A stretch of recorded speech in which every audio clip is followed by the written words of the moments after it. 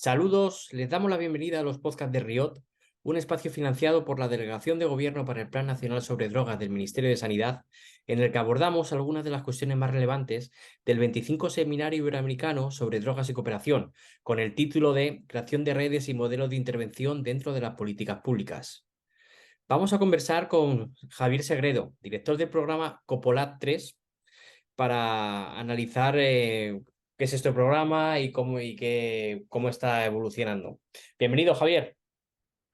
Muchas gracias, Pablo, y un placer estar contigo. Pues Javier, brevemente, ¿cuáles son las principales líneas del programa Copolat 3 para trabajar con las organizaciones de la sociedad civil de América Latina y el Caribe que están especializadas en drogas y adicciones? Bueno, Pablo, Copolad es una plataforma de cooperación entre América Latina, el Caribe y la Unión Europea, financiada por la Comisión Europea, que incorpora, lógicamente, un marco para la discusión, digamos, de políticas de los gobiernos y también un acompañamiento en políticas públicas a los gobiernos, a las instituciones gubernamentales. Nosotros entendemos que la política pública se construye, lógicamente, con la participación de muchos actores, entre ellos, lógicamente, sociedad civil organizada, comunidades y finalmente todos los actores de la política pública. Y desde ahí planteamos la participación de muchos actores de sociedad civil en el marco del programa, de sus discusiones, de sus evoluciones, de su trabajo concreto en desarrollos nuevos también que estamos planteando, pero siempre desde la base de trabajo directo con los gobiernos, que son los que finalmente hacen gestión de la política pública y tienen que generar un poco esas canales también de participación. Nosotros somos muy conscientes del rol importante que tiene la sociedad civil y sus organizaciones en la construcción, implementación de muchas de las líneas de la política pública de drogas en la región, muchas veces porque el Estado no llega donde llegan las organizaciones de la sociedad civil y finalmente entendemos no solo de su importancia, pero también de su visión y de su conocimiento de aspectos de terreno, de contexto, de necesidades, de retos que finalmente tienen que estar detrás de los primeros pasos para construir una política pública efectiva y una política pública que funcione para la gente. Mm. Y Javier, desde tu experiencia y a través del programa Coppola 3, ¿cómo puede ayudar la actual Agenda de 2030 de Desarrollo Sostenible a alinear las políticas de drogas en Iberoamérica junto a los derechos humanos? Son dos agendas que son complementarias, absolutamente entreveradas. No hay desarrollo sin derechos humanos, sin respeto a los derechos humanos. Y finalmente el respeto a los derechos humanos se garantiza también por la concreción de resultados para el desarrollo. Los elementos que tenemos en nuestra vida y está absolutamente ligado a lo que es la esencia del desarrollo humano de ser y hacer, ¿no? Finalmente, uno tiene agencia para ser y para hacer en la medida en que tiene también posibilidades y oportunidades. Y creo que la política pública tiene que empujar, lógicamente, en esa dirección. Entendiendo también que en la política pública tenemos que entrar todos, tiene que ser inclusiva. Que no siempre es así. Lógicamente, estas políticas de drogas en muchos casos han sido herramientas para seguir dejando fuera y en los márgenes del desarrollo a muchas personas. Y en coherencia con políticas públicas también que han sido excluyentes, que han dejado, lógicamente, a muchos ciudadanos y ciudadanas fuera de los, digamos, los beneficios del desarrollo y siguen estando fuera. Por ahí entendemos, digamos, la conexión entre desarrollo y derechos humanos. Para nosotros son dos agendas fundamentales. Uno, pensando en reducir la toxicidad que algunas líneas de política pública de drogas han tenido en elementos fundamentales de los derechos humanos y temas de interdicción, temas de justicia, temas de criminalización de muchas poblaciones han tenido impactos muy, muy relevantes en ese marco de derechos, no solo de los principales o directamente afectados, sino también de sus familias, de sus comunidades, de sus territorios y de sociedades enteras, lógicamente, que han sufrido también un poco esos impactos de algunas políticas orientadas con estos efectos, ¿no? Pero entendemos también que bueno, pues hay que intentar generar un marco y una cama de políticas públicas que garanticen derechos sociales, derechos económicos, el derecho a la salud, el derecho al bienestar que finalmente tenemos todos, y eso viene de la mano de un combo de políticas públicas que también avanza en procesos de inclusión social, de inclusión económica, y que son elementos que se niegan finalmente desde la realidad a muchas personas que tienen esas conexiones con las drogas, ya sea en la participación en la producción, en el tráfico, en el consumo, y donde, pues bueno, las políticas marcadas en general están muy definidas por el miedo, por el temor, por el miedo a la violencia, por el miedo a la desviación, por el miedo finalmente a que nos toquen dimensiones que finalmente lo que hacemos es excluir a todas esas personas de la política pública y de sus beneficios, y para nosotros es fundamental recuperar esos elementos de ciudadanía, de participación en la sociedad de todas las personas que a través de estas políticas han quedado fuera lógicamente, desde ese marco también afirmativo de derechos. Para nosotros es una de los elementos centrales de trabajo en Copolat, que está muy definido ya en las distintas estrategias, tanto a nivel global. El documento de UNGAS que se firmó de conclusiones en el 2016, lógicamente pone el centro en derechos humanos, en desarrollo también. Está en la estrategia hemisférica de drogas de la OEA para la parte americana, está en la estrategia europea de drogas, además muy centrado en los temas de cooperación, en los que se habla que hay que orientar lógicamente los esfuerzos en avanzar los resultados de la Agenda 2030, y directamente también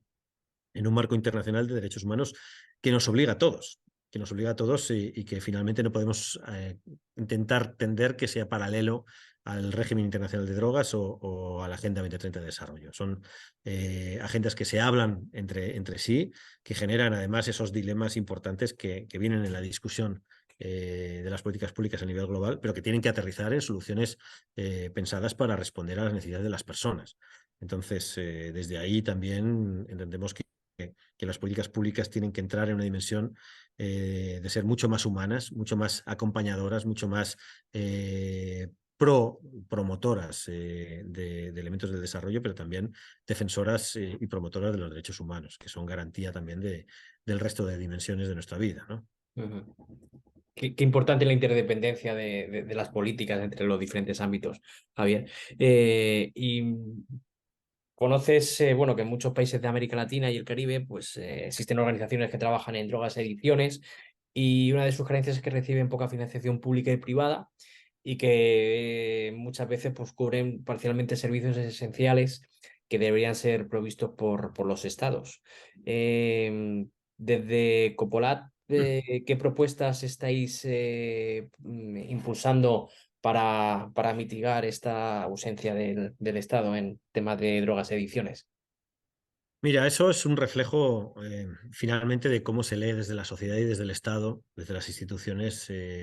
la necesidad de abordar un problema, ¿no? Y finalmente ahí hay un tema de imaginarios sociales, institucionales,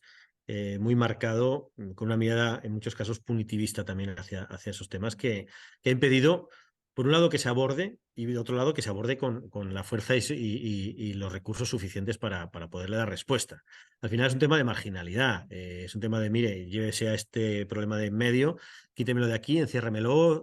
soluciónemelo usted, y luego me lo devuelve mágicamente a la sociedad rehabilitado, ¿no? Pasa lo mismo con las inversiones en muchos casos en temas de salud mental. Lo mismo con las personas que tienen problemas con la justicia. Es decir, todo pasa por el encierro y el olvidarnos de que tenemos que tener procesos para recuperar a las personas. Desde ahí empieza la reflexión. Entonces, sí, lógicamente hay poco apoyo para la sociedad civil que trabaja en este tema, pero hay muy poca inversión finalmente en el bienestar de las personas ligadas al tema de drogas, para poder avanzar en solucionar sus problemas. Hay que ponerlo también en un ámbito de contexto, en una región muy marcada por brechas enormes, digamos, de clase, de raza, de género, donde solamente por estar al otro lado de la brecha no tienes ningún derecho, o no tienes los mismos derechos, o se te niegan los derechos. Ujú. En cuanto uno entra en una cárcel, parece que ya no juega un marco constitucional de defensa de los derechos,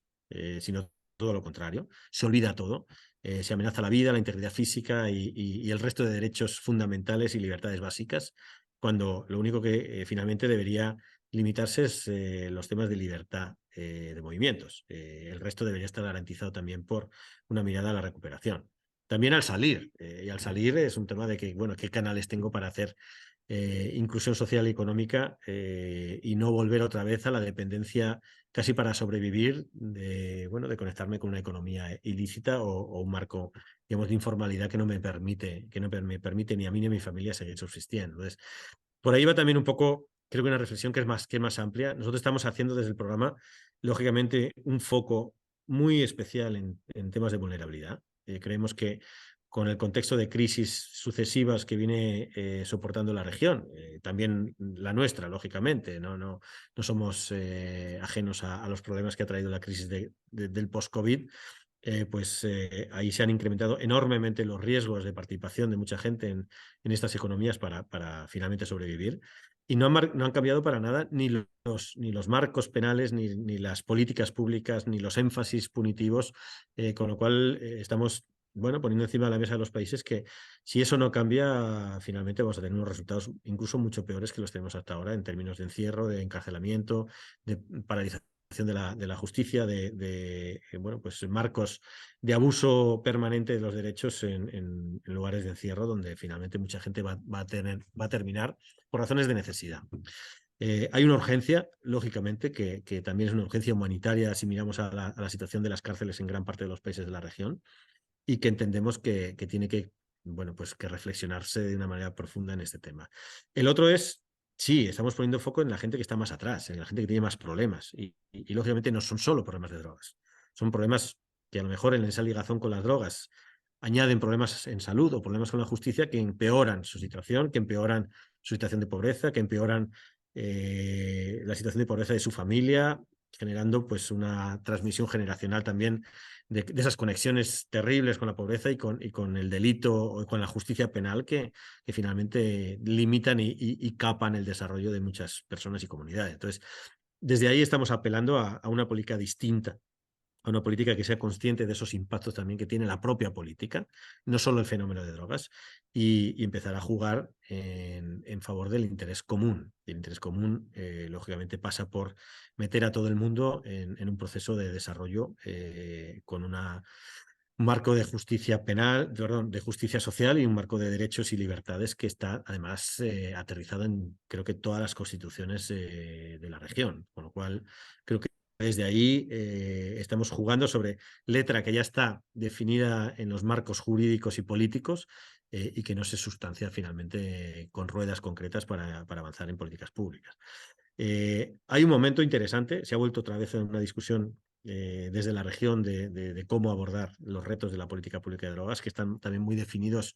por la situación geoestratégica que en este tema tiene América Latina y el Caribe, como zonas de producción y tránsito de algunas drogas, pero también denota un cansancio ya de gran parte de los actores políticos de la región que requieren de soluciones nuevas, que requieren de soluciones mucho más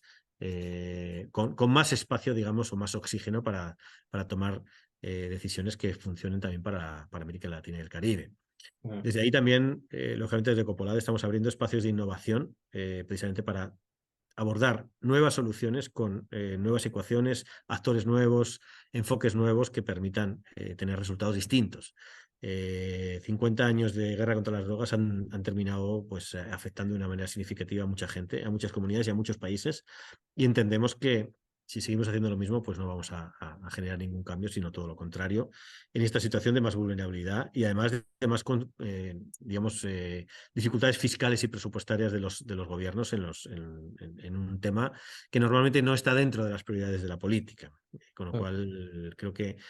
bueno, el llamar la atención, el invitar a los países, el intentar entusiasmarles en que es una buena inversión y además estamos conscientes de que es la mejor inversión que podemos hacer es en la gente con más problemas y recuperarlas para una vida digna y toda una vida con derechos y libertades también en juego, ¿no? Ujú. Y Javier, has hablado un poco del impacto de los resultados. ¿Qué cambios os gustaría haber impulsado en los gobiernos de América Latina y el Caribe una vez que termine esta tercera fase del programa Copolat? Que, por cierto, ¿cuándo termina? ¿Qué año? Bueno, formalmente terminamos final del 24, esta tercera fase. lógicamente la cooperación europea continua, perdón, va a ser continua con la región en estos aspectos. Habrá, digamos, otro programa Copolat u otro programa, otra plataforma que continúe esta colaboración en materia de política de drogas. Pero mira, los cambios que queremos ver apuntan fundamentalmente,